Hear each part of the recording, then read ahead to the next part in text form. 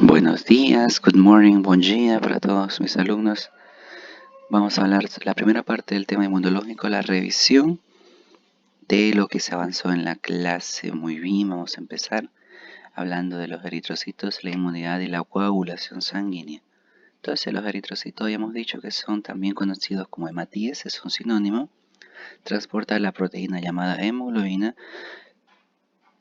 Además contienen esta que es la anhidrasa carbónica y también tienen mucho que ver en la amortiguación de ácido básico juntamente con el riñón igualmente, como hemos hablado en la clase pasada. Ahí vemos como es un eritrocito, donde dijimos que este transporta lo que es la hemoglobina y la hemoglobina es la que lleva el oxígeno al resto de todo nuestro cuerpo. ¿Hacia dónde principalmente o de dónde nos viene esto? Viene de los pulmones hacia todo el cuerpo. Entonces la hemoglobina en los eritrocitos llevará de los pulmones hacia todo el cuerpo. Ahora la anhidrasa carbónica, ¿qué es lo que va a hacer? Va a hacer que se transforme el dióxido de carbono en agua. ¿Y esto para qué? Para transformarse en el ácido carbónico, que es un componente que es más fácil de transportar por los glóbulos rojos. Entonces, este hace muchas cadenas como flash, rápidas reacciones y cadenas. ¿Para qué? Para que se empiece a transformar todo lo que es nuestra agua, se empieza a transformar de dióxido de carbono a bicarbonato.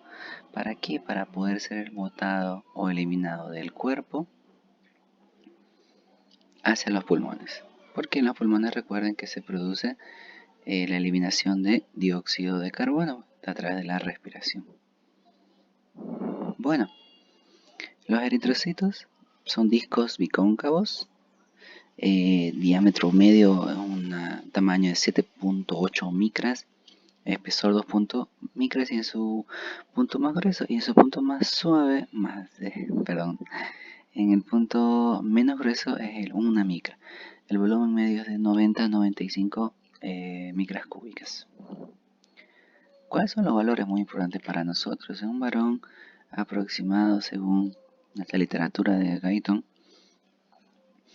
es de 5.200 millones de eritrocitos más o menos 300.000, que es un rango de seguridad. Y la mujer va de 4.7 millones en un rango de seguridad más o menos 30. Las personas que en altitudes elevadas tienen más eritrocitos. Entonces, esto de acá pasa de la mujer porque con la menstruación se pierden cantidades de sangre y la sangre tiene todos los componentes, se pierden, no se pierde solamente el líquido. Entonces también perdemos eritrocitos, también se pierden las mujeres eritrocitos, por eso es que es menor la cantidad promedio de una mujer. Y esta es una de las causas por la cual cuando uno va a lugares con mucha altitud le falta el oxígeno porque tenemos menos eritrocitos fisiológicamente que las personas que viven en esa zona. Este proceso adaptativo nos toma algunos días para que nuestro cuerpo pueda producir todos los eritrocitos que faltan y así tener una respiración adaptada y normalizada. Mientras tanto, nos cuesta mucho a las personas de llano subir a la altura. Bueno, pueden concentrarse unos 34 gramos por cada 100 ml de célula. Cuando el hematocrito normalmente es de 40 a 45 y la cantidad de hemoglobina son normales, la sangre puede contener en general un promedio de 15 para los varones y 14 gramos para las mujeres de hemoglobina. De vuelta a la misma lógica que por el hecho de tener las pérdidas menstruales, es menos en la mujer que en el varón. Bueno, entonces se produce eritrocitos. Primeramente en la vida fetal ya venimos produciendo eritrocitos, ¿no? Entonces en las células del bebito, del nuevo ser que viene en camino, se produce en el hígado, tenemos en el saco vitelino, tenemos en el vaso. Luego, principalmente en los adultos ya se empieza a producir en lo que es la médula ósea de los huesos largos. Entonces vemos una comparación en el promedio de porcentaje, cuánto se produce a través de cada edad. Entonces, respecto a los huesos, vemos que al principio la tibia y el fémur producen en su diáfisis, pero luego con pasar de los años va quedando, va quedando solamente las estructuras del tronco, como vértebras, esternón y costillas, en el porcentaje de producción de acuerdo a la edad. Bueno, la génesis de los eritrocitos, su génesis va a provenir de una célula precursora hematopoyética pluripotencial. ¿Por qué este nombre? Porque va a dar origen no solamente a los eritrocitos, sino también a otras estructuras como los linfocitos Tb, como las plaquetas y como los linfocitos de tipo granulocitos. Entonces, ¿cómo funciona esto? Viene la célula precursora hematopoyética pluripotencial y va a formar la colonia formadora de unidades esplénicas, CFUS, S por spleen de vaso en inglés. Entonces esta de acá se va a dividir en dos, en unidades de colonias formadoras de, dice B, y B significa blastos. Esto se va a dividir en unidades de colonias formadoras E, que son de los eritrocitos, para formar los eritrocitos. Pero no solamente forma eritrocitos, por eso es pluripotencial. La misma colonia formadora de la misma unidad de colonia formadora de esplénicas también va a dar precursor a estas dos estructuras, a la formadora de granulocitos y monocitos, granulocitos y monocitos, por eso GM, y de megacariocitos. Esta va a dar origen a las plaquetas y esta de acá va a dar origen a los granulocitos y a los monocitos, neutrófilos, eosinófilos y basófilos son los granulocitos, y los monocitos, recuerden que cuando están en la sangre son monocitos y cuando ya van a atacar a la célula, van a transportar, son los macrófagos. Entonces, todo ese es el lado de que produce la derivada de la unidad de colonia formadora de la derivada esplénico. Pero también la hematopoyética precursora se va a subdividir en esta estructura de acá y esta estructura de acá, que son la PHSC y la LSC, que son básicamente células precursoras linfoides. Y de esas linfoides, ¿a qué van a dar origen? A dos, al linfocito T y al linfocito B. Bueno, una célula precursora comprometida que produzca eritrocitos se llama unidad de colonia formadora de eritrocitos. Lo que habíamos hablado antes, con unidad de colonia formadoras de los eritrocitos CFU y E por eritrocitos, ¿no? Y el ejemplo, si se forman granulocitos monocitos va a ser GM, si se forman blastos va a ser B, y así de acuerdo a la letra que estemos iniciando la palabra que va a formar. Bueno, el crecimiento y reproducción de las diferentes células precursoras están controladas por múltiples proteínas. Estos son los llamados inductores del crecimiento. Y entre estos tenemos muchos, pero los que nos van a interesar en este momento es la interleucina 3, porque te favorece el crecimiento y reproducción de casi todos los tipos diferentes de células precursoras. Entonces, entre múltiples factores inductores del crecimiento, la interleucina 3 es uno que va a estimular casi todos los tipos diferentes de células precursoras. Entonces, no vamos a confundir que hay inductores del crecimiento e inductores de diferenciación. El crecimiento obviamente favorece el crecimiento y diferenciación favorece la diferenciación celular. Ahora, los estadios de diferenciación de los eritrocitos. Bueno, la primera es el proeritroblasto. De ahí va a provenir esta magnífica célula. Entonces aquí tenemos el proeritroblasto. Luego se va a subdividir en dos, eritroblasto basófilo, luego vamos a tener eritroblasto policromatófilo, luego eritroblástico ortocromático, luego el reticulocito y luego finalmente los eritrocitos. Recordemos que normalmente tienen que aparecer en un hemograma, un recuento solo eritrocitos. Si ya aparecen reticulocitos, nos hace sospechar de que hay algún problema porque están lanzando al cuerpo células inmaduras cuando no deberían lanzarse. Entonces hay una advertencia, mucho más aún si salen células de origen superior, ¿no? De origen anterior, perdón. Bueno, fíjense aquí algunas enfermedades relacionadas con los eritrocitos.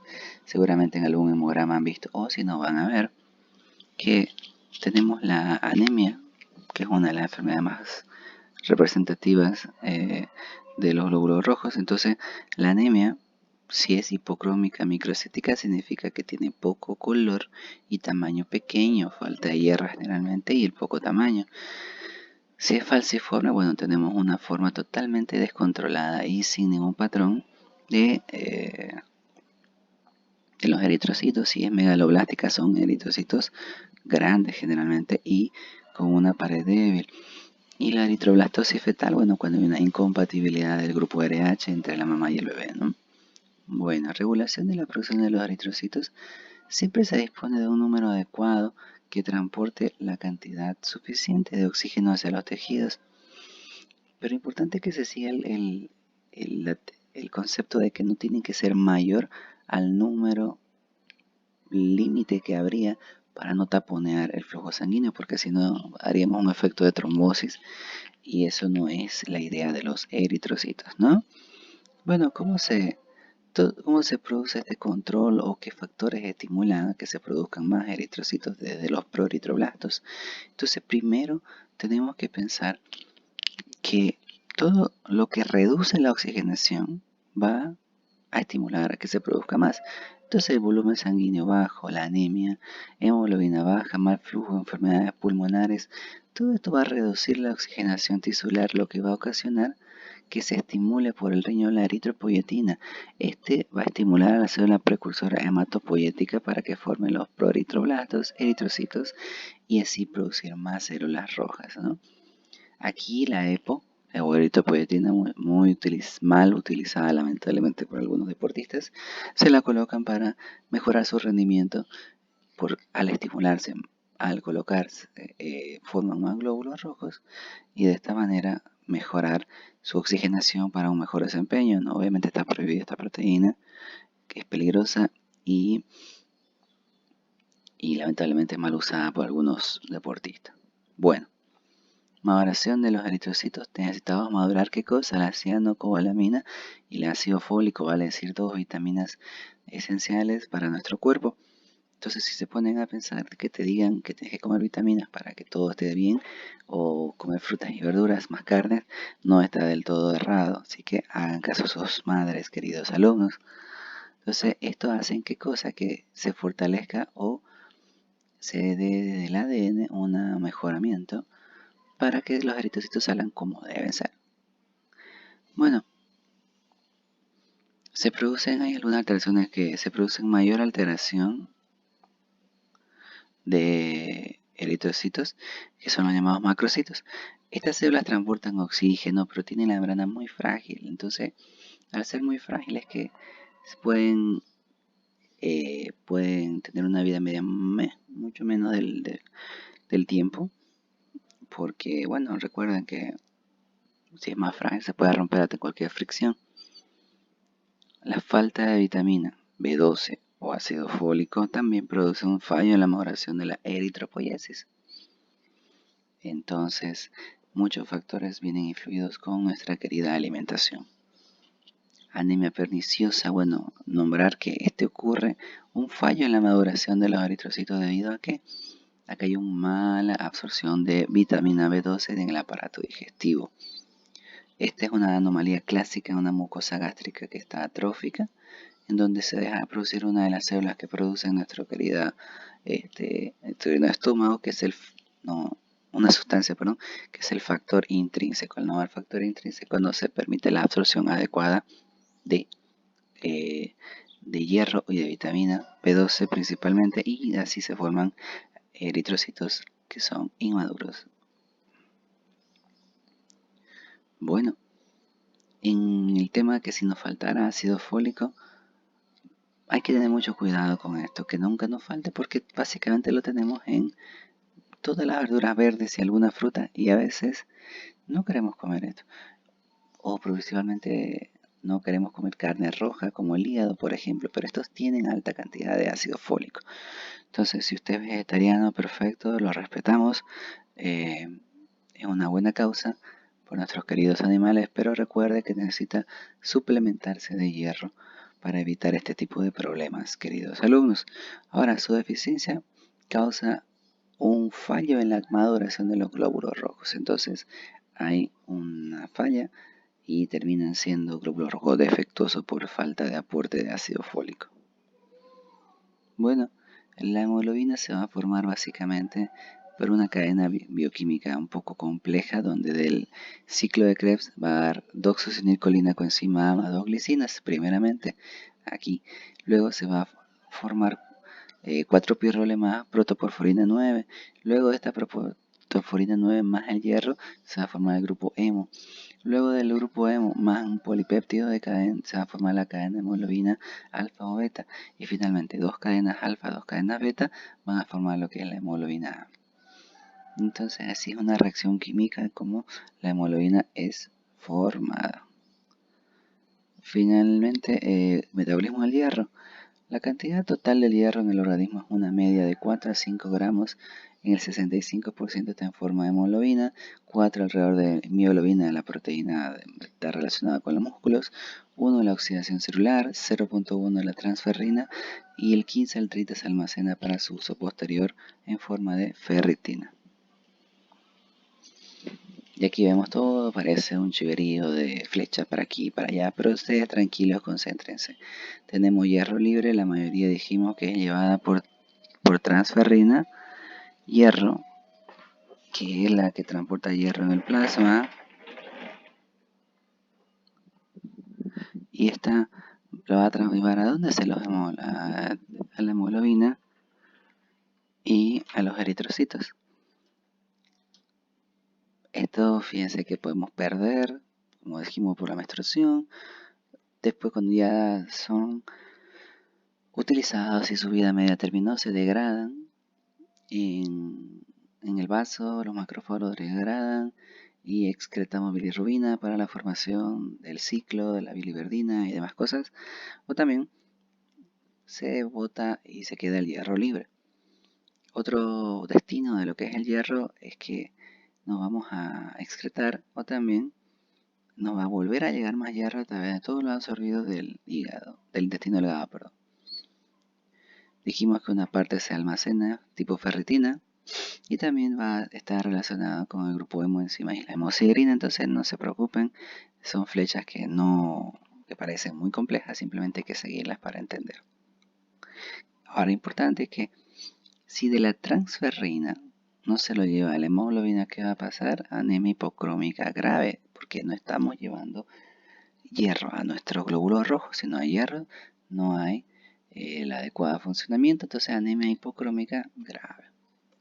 Bueno, la anemia es una deficiencia de hemoglobina en la sangre, lo que puede deberse a que hay muy poco eritrocito o muy poca hemoglobina en ellos. Tenemos diferentes tipos de anemia, por ejemplo, por pérdida de sangre, megaloblástica, aplásica o de tipo anemia hemolítica. Nombramos rápidamente cada una de ellas. Por pérdida de sangre, bueno, por hemorragia rápida, ¿no? Un accidente, un corte, en alguna vena importante, una perforación. Entonces todo lo que sea una hemorragia rápida nos puede ocasionar anemia por pérdida de sangre. El organismo sustituye la porción líquida del plasma en 1 a 3 días aproximadamente. Si eso sí controlamos la hemorragia, ¿no? Y si no producimos o controlamos que no haya una segunda hemorragia, la concentración de eritrocitos suele normalizarse entre 3 a 6 semanas. También aquí por eso es que no se puede donar sangre todos los días, ¿no? Todo tiene su proceso. Bueno, ahí tenemos un periodo menstrual donde, bueno, obviamente no creo que sea así, pero de manera esquemática tenemos a la mujer que está sangrando. Esto no solo no pierde el líquido, también pierde hierro. Entonces, al no haber hierro, tenemos una anemia. Al no haber hierro, vamos a tener una falla en la formación de los eritrocitos, ocasionando una anemia hipocrómica porque hay poco hierro y microcítica porque el tamaño es pequeñito de los eritrocitos. Bueno, la anemia aplásica, esto es porque falla la función de la médula ósea. Al fallar la función de la médula ósea, por ejemplo, radiación, quimioterapia, productos tóxicos, benceno, insecticida, entonces todo esto produce falla de la médula. El tratamiento es la realización de transfusiones sanguíneas y trasplante de médula ósea en último caso. La hemolítica, bueno, los eritrocitos son frágiles y explotan, esto es de carácter hereditario. Y ejemplo de estas enfermedades que causan anemia hemolítica es ferocitosis hereditaria, anemia falciforme. En la anemia falciforme vamos a encontrar siempre la hemoglobina S, obligatorio pedir en un paciente si usted está sospechando de eso, hemoglobina S. Eritroblatosis fetal, la tan infortunada enfermedad de incompatibilidad de los grupos RH, ¿no?, con la mamá. Entonces, todos estos controles en el embarazo tienen que ser de rutina, obligatorios por cualquier médico, no solo por el ginecólogo. Policitemia. ¿Qué es una policitemia? La producción de elevadas cantidades de eritrocitos debido a que el oxígeno no llega a los tejidos o en altitudes muy elevadas. Entonces producimos más porque nuestro cuerpo está interpretando de que no hay el oxígeno completo o adecuado. El valor normal se eleva hasta un 30%. Tenemos la policitemia vera. Ahora esto es cuando, primero, tenemos que es un problema genético que causa superproducción de eritrocitos. Luego tenemos que pensar que estos se pueden provocar elevaciones en leucocitos y también en plaquetas. Y también aumenta el volumen total del sanguíneo total. Entonces, fíjense que aumentó glóbulos rojos, aumentó leucocitos y aumentó plaquetas. Y además el volumen sanguíneo total. Entonces la polistemia vera sería eso, un aumento generalizado en realidad. Y al haber mucho, fíjense que se torna viscoso y al ser viscoso tiende al taponamiento nuestro cuerpo. Bueno, eso sería todo por ahora, chicos. Denle una repasada cuantas veces necesiten. Nos vemos en clase. Cualquier duda me escriben. Hasta luego, hasta la próxima. Goodbye. Que tengan buenos días, buenas tardes, buenas noches.